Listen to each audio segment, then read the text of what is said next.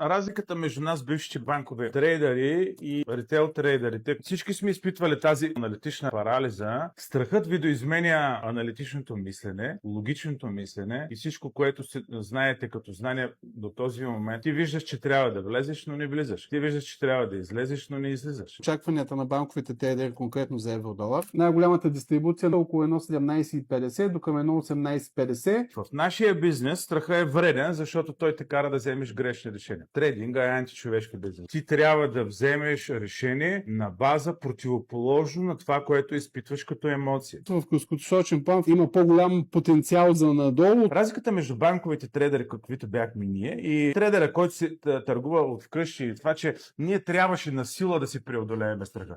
Защото ти си служител, бивайки трейдер в Мерил Линч. Аз ако не си преодолее страха, те ще ме изгонят на третия ден. Ритейла има лукса да си позволи да се страхува. Банковите очаквания стават значително по-високо, около 222,77. Цената да започне да се придвижва в Посоката на банките. има 30% потенциал във възходяща посока. Най-важното. Колко е чистата печалба? Какво остава за инвеститорите? Фундамента също изглежда доста добре. Тук някой се опитва да си правят реклама на наш гръб. Веднага ги блокнах. Както една моя приятелка в Майами казва, мога да те блокирам по-бързо, отколкото ти можеш да напишеш хейта.